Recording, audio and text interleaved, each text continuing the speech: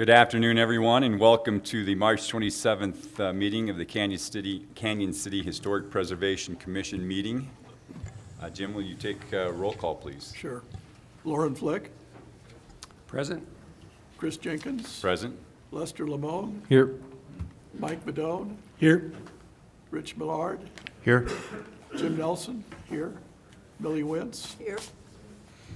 Everyone's made it today. Welcome. I will now, has everyone had a chance to review the minutes of our February 29th meeting? And if so, if there's any changes, or do we have a motion to approve the commission regular meeting minutes? So moved. We have a second? Second. Jim?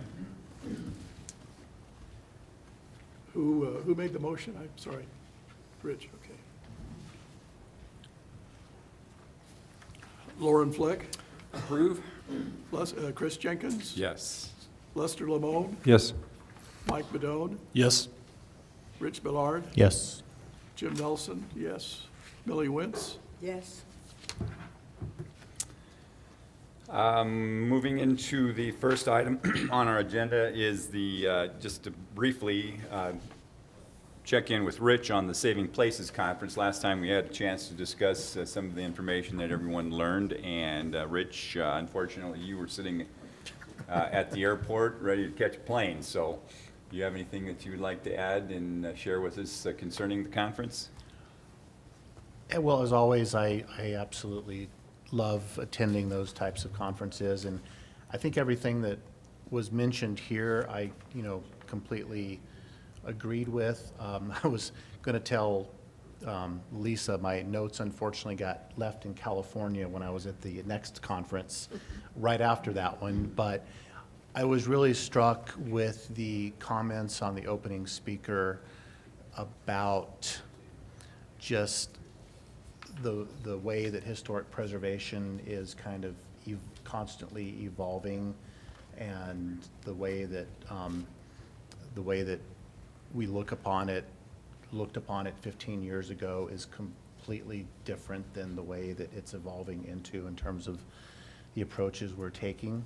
And I love to look at it as a living creature that, there's never the right answer for every single project, that if we need to be more flexible in how we look at these projects going forward, because it does start to turn a lot of people off, and a lot of people do look at it as diminished returns.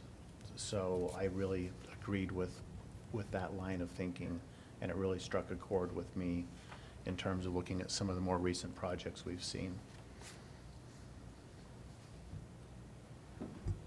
Thank you. Anything else that you gleaned from the conference?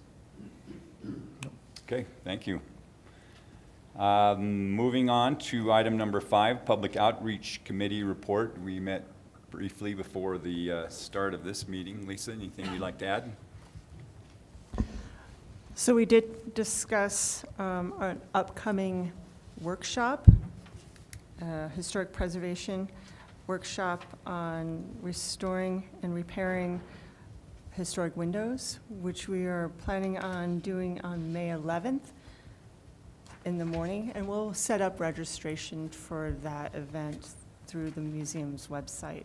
And there will be a registration and a registration fee attached to that, but it'll be a half-day workshop presentation at the museum, and then a demonstration at a historic house, hopefully. And just briefly, Lisa, I believe we're bringing in an expert to help us in that? Yeah, we sent out a request and asked John Sargent with Deep Roots Construction out of Fort Collins, I believe, and he's going to be coming down and doing the presentation and demonstration. Friends of the museum are also helping The friends finance are, that? the Friends of the Museum are sponsoring his coming down here, and that's helping to, they're helping to pay for him to come down. Great. Any other items under the Public Outreach Committee? Okay, and any general announcements? So we do have an update on the new Method Laundry, and we have Leo in the audience, and Rick as well. Leo Evans with the city. Yep, city engineer. And what's the latest, Leo? Is it still standing? Yeah, I think that one is still up. There's some other things going on, but that one's still good. It did, I don't know if Rick had a chance to go in. We went in every day after the snowstorm. I think Kevin was in there as well. It poured rain inside of the building for a good 3 days. I think till Wednesday or Thursday it was raining in there. Lots of new ceiling down and things like that. As far as the bid and the process goes, I know the city's been working on some state emergency grant dollars and pursuing that, trying to close the gap between the bids and what we had available. The city staff did wrap up post-bid meetings with the two low bidders. We did one last week Friday, and we did the second one today, so we had a chance to just talk to them, understand their approach to the project, what their methodology was, what they did include in their bids, what they didn't include in their bids, and just get a general sense of what their experience was and give them a chance to tell us, why they're the best contractor for this project if we can choose to move forward. So I haven't quite got all those notes digested yet, but like I said, we just finished that at like 2:30 today. Has the city had any discussion concerning possibly observing the front facade prior to demolition? Yeah, we did discuss that with the two low bidders. The low bidder did not include any work for that in their bid. Obviously, it could be included. It would be done at an extra cost. The second low bidder that we met with today did include stripping that facade and allowing for documentation in their base bid. So the number they provided us already included that cost. I think they just heard enough talk about it during the bid process that they thought it was likely to happen and wanted to be prepared for that. Mr. Chairman, if I may. You may. Yeah, did either one of them react, not negatively, but with any sort of hesitancy about that process, or did they think that that was going to be something they could accomplish if asked to do so? Well, the second bidder obviously had no concerns with it as they incorporated that. They had provided some pictures and information on a building in Cheyenne, Wyoming, where they had done exactly that and ended up having to, I want to call it a lintel, but there was an old lintel over the storefront that had the name of whatever store was in that site. So they showed a lot of pictures of that and how they salvaged it. The first bidder, I don't think they had any concerns about it. It just to say that it wasn't included in their bid, they'd have to come up with a level of effort and a cost that would be associated with adding that work into the project. Thank you. Any other questions? From our meeting minutes, the low bidder was $559,500. What was the second bidder? 699,000, $699,000. just shy of 700,000. Thank you. Yep. Go right ahead. I was going by that building the last couple of weeks, and I had a thought. I thought I'd run it by all of you since you're here. Is it possible to sample the soil under the footprint of that building for contamination via horizontal methods like you see these utility contractors using, where they run cables and fiber optic stuff sideways? Could you set up in the street and drill under the building and find out what's under the new Method building adequately by doing that and not have to get in the building? I'm not familiar with that being done. I think traditionally it is a vertical sample, so they can vertically sample down to the water table and kind of have a picture of the soil profile down to the water surface to capture all of that contaminants. I don't know if you could do it the way you suggested. I don't know that you couldn't either. I've just never had any experience with that before. I was wondering if it's worth at least looking into that, maybe pricing it. I keep coming back to the idea that it'd be really nice to find out what's under that building before we demolish it. And I understand that there's some safety concerns about trying to do that if you get in the building, but I was wondering if you stayed outside the building, it would seem to me it would be reasonable to core a hole near the building and get the stratigraphy of the soil documented, and then figure out how to drill your horizontal lines to capture whatever sampling you need. And you wouldn't have to move equipment or be in the building. So just a thought that they do it all the time. So I thought, I wonder if you could possibly do that for soil exploration work. Something we can ask our environmental consultant. It's not anything I'm familiar with, but they'd be able to tell us if it's possible or not. Yeah, I don't know either. We've had a lot of conversations about how to assess the soil underneath the building, and that's with the EPA, with CDPHE, with our environmental attorney, and that idea's never come up. But in all of the other drillings that have been done throughout the town, they provide basically a map of every single foot down deep to determine what the concentration level is vertically, and then they'll spread those around the community to see if it's spread. But I don't know. Like Leo said, we'd have to check with the EPA to see if they'd be, Okay. if it's even possible to do that, because the depth, I think, would become an issue. All right, well, thank you. I just had one more comment. With the recent building partial collapse, that lot previously was the Opera House, and that building was demolished. And obviously, the walls were treated and shored up however they did, and lasted, over 50 years. When 67 is when they tore the old 67? one down. So, over 50 years, but eventually that wall had issues and catastrophically fell down. So I just want to stress the importance of when that building is demolished, the shoring up of those walls and how they are treated, that it's not just kind of a temporary Band-Aid, and it does fix not just for the next 10 years or the next 20 years, but longer than that. And I know all the bids are significantly over budget. Hopefully, funds can be found to cover that. And in a case like this, everything typically goes to the lowest bidder, but that's not always the best solution. Thank you. Very Any true. other questions or comments? Thank you, Leo. Yep. Appreciate it. Any other general announcements, Lisa? Yeah, there's several upcoming workshops or webinars that the commission can attend.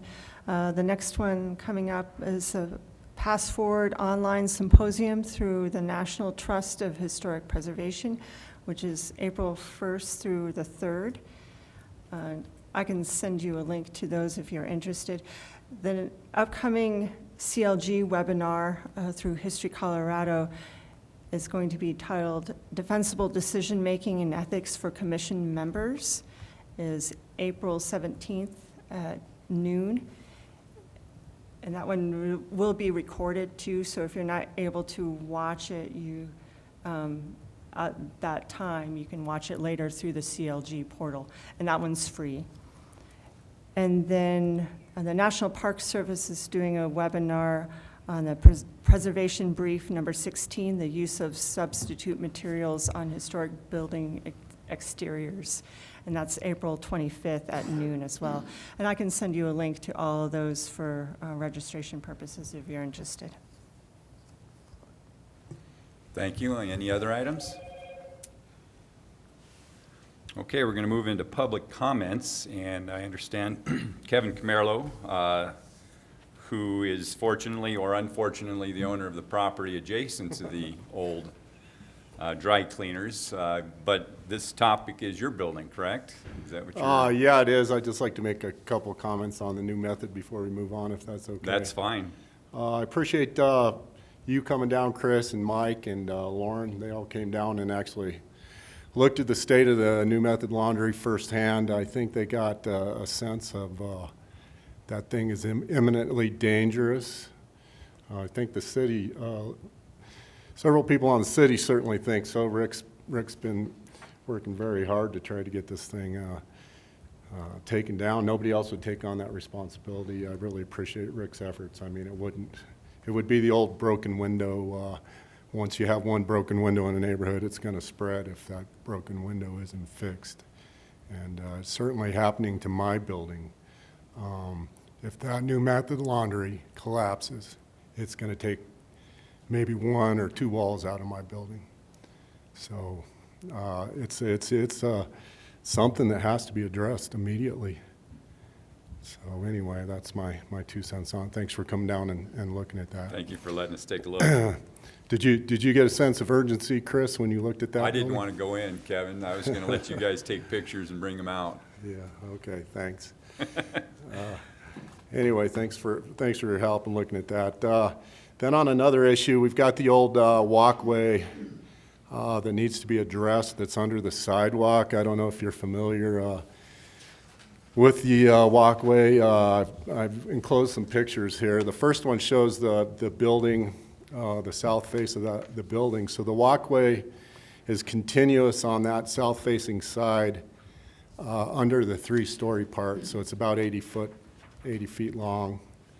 And what we think that was open to the air and had a railing system initially, because there's evidence of old shops being in the basement of that building. That building has a full basement with probably 8 or 9 foot tall ceilings in it. There is some evidence of old decals. There was a shoe shop down there. There's pictures of a barber shop being in that basement. The evidence shows that there was a set of stairs that came from would be the southeast corner of that building.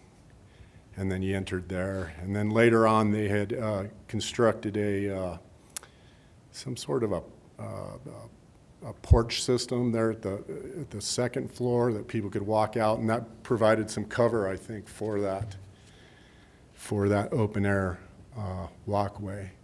And then later, I'm not sure, that was torn down in the 40s at some point. I don't know if that was related to the war effort and the need for iron or not, because it was an iron railing porch system similar to what the St. Cloud has. And it actually went all the way across the front and then along the east side of that building too. There's some pictures of that. But anyway, Leo's come down and looked at that. It has a lot of weathering, a lot of salt damage, and we'd like to address that when the sidewalks are widened, and I guess the fall, is that correct, Leo? It's what we're working towards this fall, winter. So it makes sense to redo those sidewalks over that walkway, or possibly fill in that walkway. I'm in consultation with a couple different engineers to try to figure out a fix. The way it generally works is the property owners are responsible for doing the sidewalks at their expense, although the city has a fairly generous cost-sharing program that we've used on the other side of the building. This is a bit of a unique case with the fact that it has the walkway there, and it's technically not in my building as far as the legal description goes. That walkway would be in the city right away. But we've talked about working together on that. I don't know how the cost sharing will work out on that, but we have to approach the committee because it would be an alteration if we were to fill that in. Or maybe the plan is we could shore that up with some I-beams and preserve that. So I'd like to welcome you all to come down and take a look at that. You can kind of get a sense for it here if you flip through these photographs. The second page shows the old skylights. Now again, those were added later. I'm not quite sure what the era would be, but in my opinion, those can't be saved. That particular foundry's been out of business for a long time. Those were glass panels that were cast into iron at a foundry. There's been quite a bit of damage to them over the years. So I think the fix we're going to propose is that we have a handicap accessible ramp there at the first one you see in that picture. And then I have a new tenant coming in, and he wants to utilize the outdoor seating which we feel is pretty important to compete with the other bars and restaurants in the area. So we would like to get some new flat work up there. And basically, I guess I'm trying to fill the committee out on whether we could fill that in and engineer some masonry blocking on the windows down there, or if we need to do some kind of I-beam system and just preserve that. I don't see opening that up again as a viable option, because that would take away from our outdoor seating, which is pretty important economically for us, is to have that seating out there. It would take out, it really wouldn't make it viable to have outdoor seating if we went back to the original open air railing system that was there originally. So on page 3 and 4, you can kind of get a sense there. You're directly under the sidewalk in the city right away. On page 3, you can kind of see an old doorway that would have went into one of the shops, and then they had 2 windows that allowed light in, and then down to another doorway. So I think there's 4 doorways, just like on the first floor. It kind of matches the window and door profile. And so one option again is to have this engineered with a masonry block all that off and then backfill that and then just pour a slab, or we try to preserve that with some kind of I-beam system and pour a new slab over the top of that I-beam system. But unfortunately, to me, it looks like the skylights will have to go away. So I'm just trying to fill out the committee, because it will take your sign off on the alteration permit, I guess it is.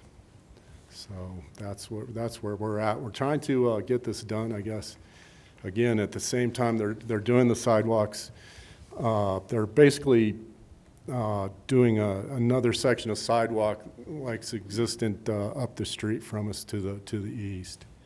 And so this would be good timing to get this fixed, because they'll be closing off the street somewhat anyway. So I'd be willing to entertain any ideas on this walkway and which way y'all foresee or foresee this going. Kevin, right now you access it through a door in your basement, is how you access that walkway? That's correct. You go through a ramp down the back of the building into the basement. And then that would, if you do fill that in, obviously you're going to fill in those doorways and windowways and seal them off in order with something that's comparable to being in contact with backfill. Right, yeah, it'd have to be a masonry fix. We'd have to remove some of the wooden headers and the wooden frames. So it would require an engineered fix, I believe, because I think we talked to Leo, we may even require some sort of a counter fort wall, not to put pressure on that foundation. It might be dangerous just to go backfill that, compact it to 99% and hope it stands. So it's probably going to be an expensive fix either way. We'll either have to pour some counterforts to keep pressure off the original foundation and then backfill, or go to a steel I-beam that would hold up over time. Cap it? Yeah, and just be a new cap. So you mentioned that there's evidence of this being open at one point with railing at grade. Is that a correct statement? Did I hear that right? Yes. So are there drains at the bottom of this that handle snow melt and water and things of that nature? Are they still there, or? Well, actually, if you look on page 4, you can see this. It's not a very good picture, I apologize, but you can see this archway that is perpendicular to the walkway itself, and that is about 1.5 feet below the grade of the sidewalks in that walkway. And I believe that was not a blocked off tunnel that went across the street, but I believe that was a water capture basin. So when the water did get into that open walkway, it had a place to go instead of flood into those shops. We've shot grade from one end to the other on the west side and did find the slope was consistent with that. catching water. Okay, thank you. Any other questions or comments? I got a few. Okay. Kevin, when do you plan to file for a permit? As soon as possible, because it's going to take quite a bit of planning if I have to order I-beams and special columns, and it's hard to find labor. I'll probably do the work myself. I'll have to, I've been a licensed general contractor with a Class A license before. Just given the cost, it'd be cheaper for me to get my Class A license, add some insurance to the insurance I have. I am permitted in the right-of-way now to do some work in maintenance. I've worked with the city on that. I'm bonded to work in the right-of-way, so I think I'd have to increase my bonds. But yeah, it's a fairly big project. I'd have to pull the permit right away just to get the ducks in a row, because it's going to have to be a several-phase project. I have existing businesses in that building. I'll have to keep their entry and egress viable while this project's going on, which is going to be a little challenging. So it'll have to be a section at a time that'll have to be done. Move the entry egress to one end of the building or the other, and then do the other end of the building. So I think, given my knowledge of construction, it's a several-month project for me to undertake, from planning to completion. So I would try to pull a permit sooner than later. Okay. So do you expect to have drawings done within several weeks? Yeah, I'm in discussions with a couple of engineers. Okay. But again, we can't come up with drawings until the committee decides if we can fill that in, or if you want to preserve it as a walkway. It's pretty clear that it would be an alteration, so we would need your okay one way or another. I think the costs will probably be similar either way, although I don't have those figures yet. That's just a guess. Do you have a preference? I would like, I'm a little bit torn. I mean, it is a cool historical feature. But again, I think a long-term pragmatic fix is to block that with masonry and just have a sidewalk we can drive heavy equipment on if need be, and that kind of thing. I guess I'd like to see it both ways, unfortunately. Heavy equipment as in a lift to help you paint? Yeah, you Sure. never know. I mean, we've Yeah. had water trucks pull up on there. We've had, sometimes the bikers will pull on there. You just never know. Okay. So it has to be, I think, a fix that could take some heavy weight. We've used the 60-foot man lift from Canyon Rental to paint that building up high, but we're able to set it out in the street and just boom up that way. So I'm not so concerned about putting heavy lifts directly on that, but definitely don't want somebody driving on it and coming through. So, of course, the ultimate fix to that is to backfill it and preserve it that way. Although I think an I-beam system, we may be able to make it heavy enough that won't be a concern either. Any other questions? Yeah, Yeah, Mr. Chairman, I'd like, first of all, to thank Kevin for taking a proactive approach of coming to the commission and working with us before you started tearing something up. That's sort of the way this is supposed to work, so I appreciate that. Thank you. You're welcome. And Mr. Chairman, what procedurally, how do we work with a building owner who wants to get us involved before the permit drawings are prepared? I think this is the first time.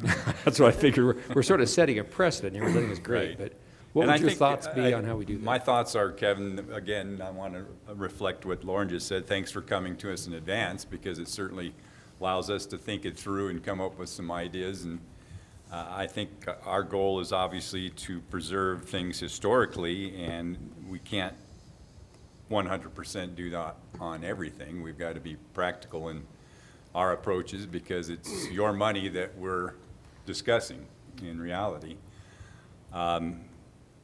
I think that this is a good opportunity for us to, are you going to apply within the next month, Kevin? Is that your approach, or?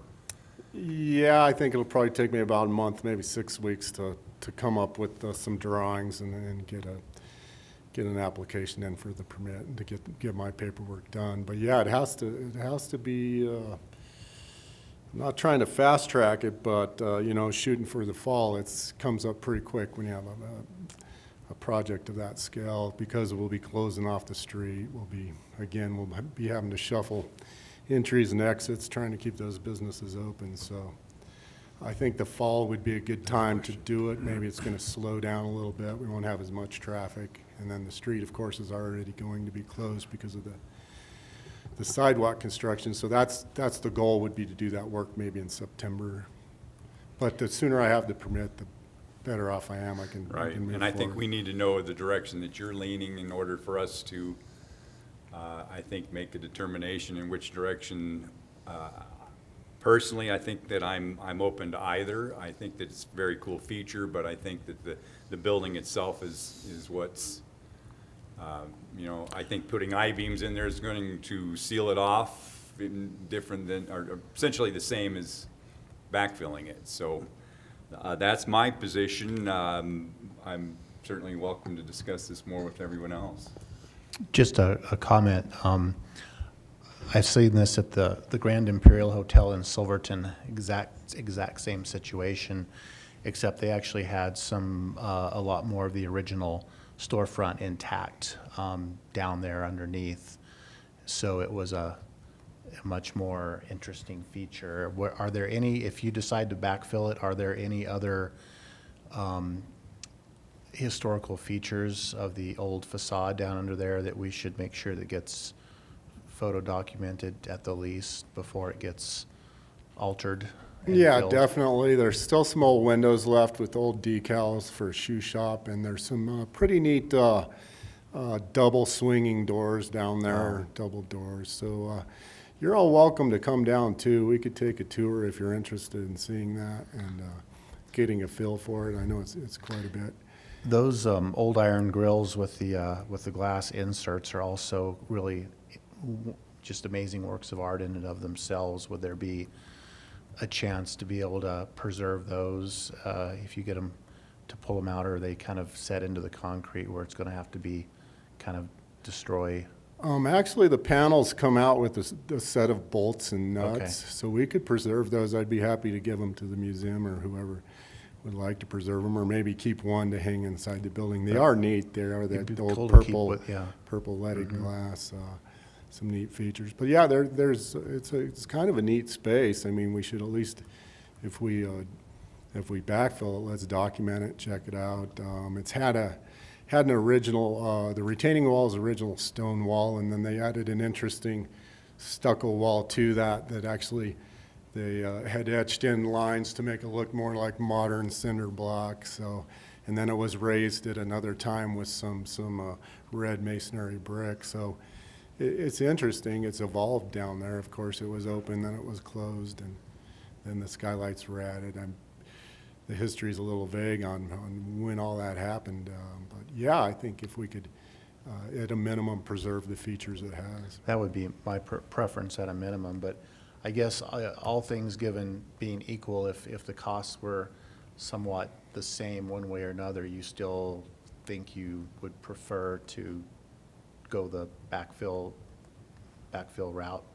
I don't think so. I think if the costs were the same and the engineering came in that proved we could support the handicap ramp loads and all that, I think it would be something to preserve, because who knows, down the road we may need some more storefronts.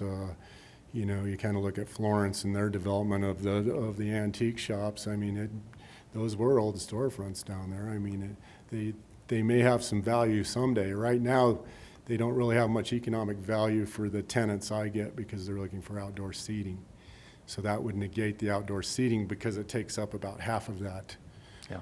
What is that, about a 6-foot band, Leo, you're allowing the outdoor seating on, or 8-foot band? wider once we widen the sidewalk, but yeah, It's like 8 foot wide. yeah.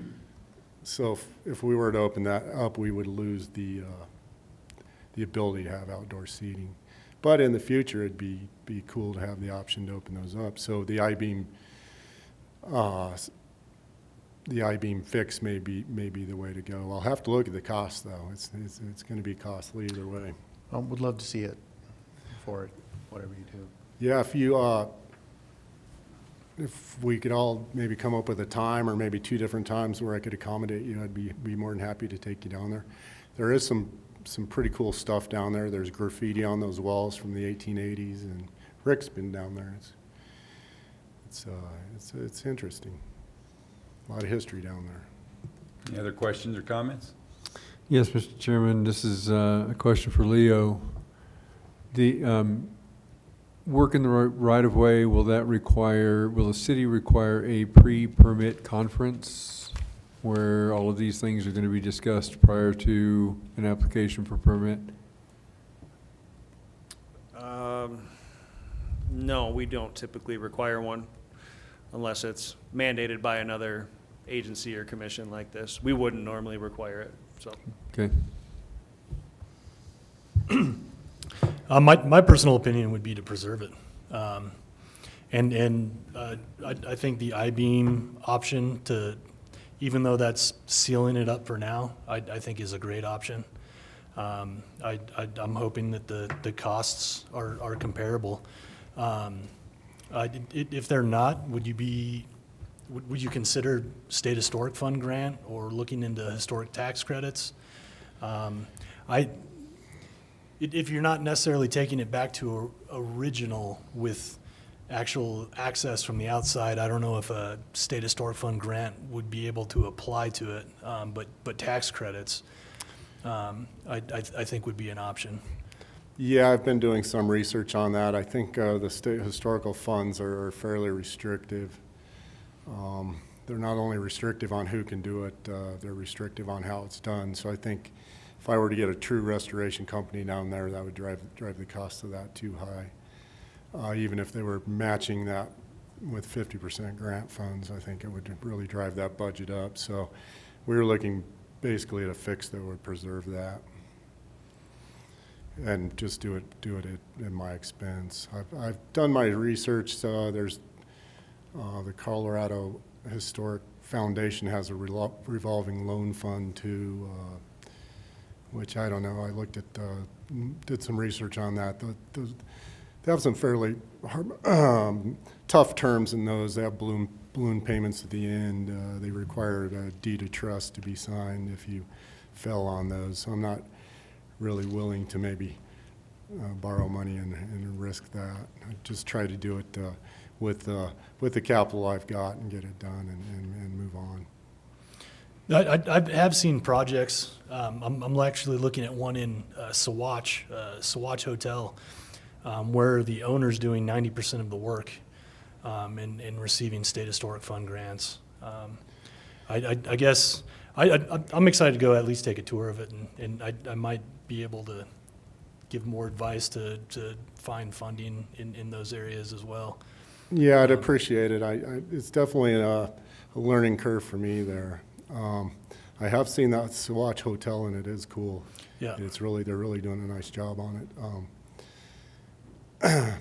But yeah, I think time is of the essence, and if we can just get a permit and get everybody to get on the same page as far as preserving it or backfilling it and go from there, and then maybe down the road restoration will be still be a viability for that, or a viable option, excuse me.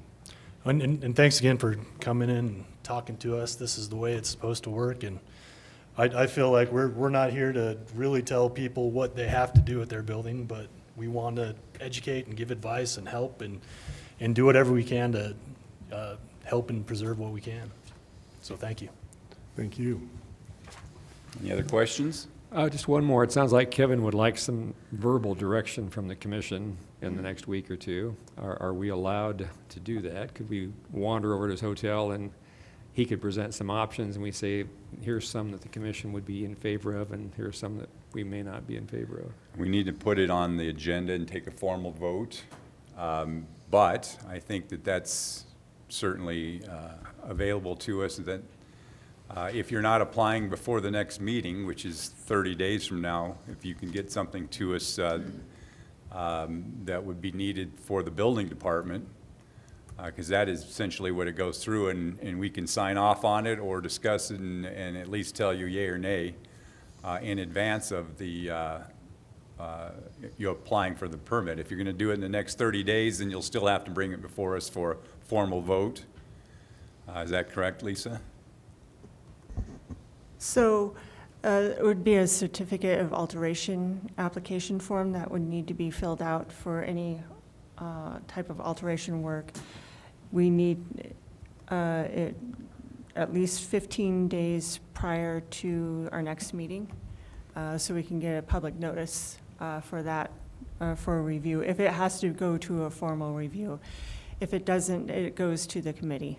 Okay, and so we have approved these alterations in the past without a formal vote, so I think if you can get something to us fairly quickly. Now, obviously, you don't have your numbers in front of you as to which option is the best for you, but you're gonna have to make a decision sooner or later and let us know so we can, I think we're open to discuss whatever you come up with and certainly give you an answer as quickly as we can. Yeah, I was under the impression that I needed the certificate of alteration to move forward on the permitting process, so I thought that was the first step in the process. Right, so you just need to bring something to us and we don't have to have a formal vote on it. Is that correct? It goes to committee first for a review. They can decide whether it needs to go to a formal meeting, in which case we would need to know that 15 days prior to our next meeting. So as soon as you can get the application in regarding the alteration, the project, any drawings, photographs to us as soon as possible, that would be great. Okay, thanks, that's helpful. So I guess I'll leave it up to you guys if you want to visit next week or two. I think that would be very helpful for me to kind of get a straw vote from y'all. See which direction you want to go, and then that's going to, Okay. I'll definitely take that under consideration. So, and then I'll try to approach the next meeting, be ready with that application for the certificate of alteration. So. Okay. I think, do you want us to set up individually with you to take a look just- at it, or you want to try and We get as we many can as we shoot for can at a a certain couple time? different days and try to accommodate everyone. It's probably hard to get everybody there at the same time, but Okay. I've been working in town, so I'm open to whatever hours. So if you want to discuss it amongst yourselves, we could do a couple morning visits or afternoon visits or whatever works for you. And so, Okay. Anything else?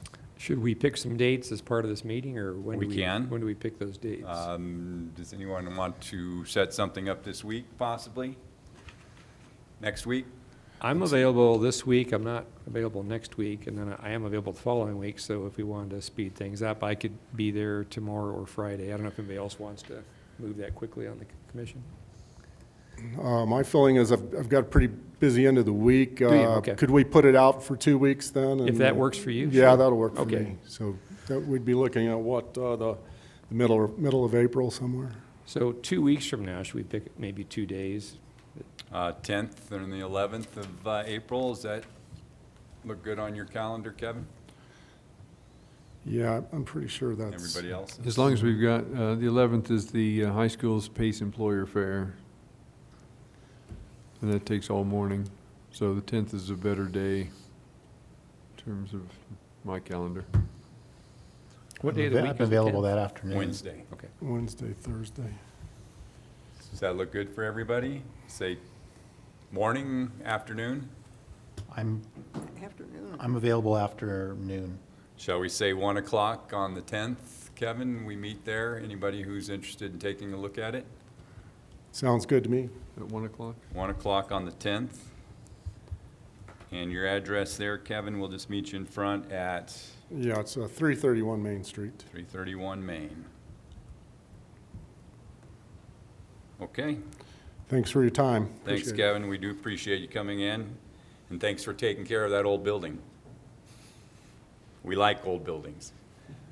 Anything else under general announcements? Just to give you a quick update regarding 610, 612 Main Street. You may have become aware of what happened. That is a building that is listed as a contributing building to the historic downtown. It looks like there could be some demolition related to the back end. they're hoping to meet with a structural engineer regarding the rest of the building, or the whole project for that matter. So just to let you know, give you a quick update of what could be happening. Okay. Any other public announcements? Anyone else have anything they'd like to add today? If I'm on the news tonight talking about that, I tried to avoid, you saw me there on Me too, I site. tried to avoid. And I snuck away and didn't talk to anybody, and then they went and talked to somebody at the museum who, they showed up at my office and asked me about brick, and so, which I channel should we tune almost in? did say, he's a Mason right there. you yeah. know, but I didn't do I that. tried to sneak away, and I saw him coming on the security cameras, and I couldn't, so, yeah. So I tried to stay on my best In a behavior. community this small, we wear lots of hats. Okay, any other announcements? If not, I think we'll adjourn till our next meeting on 24th. April 24th. April 24th. Meeting's adjourned. Thank you.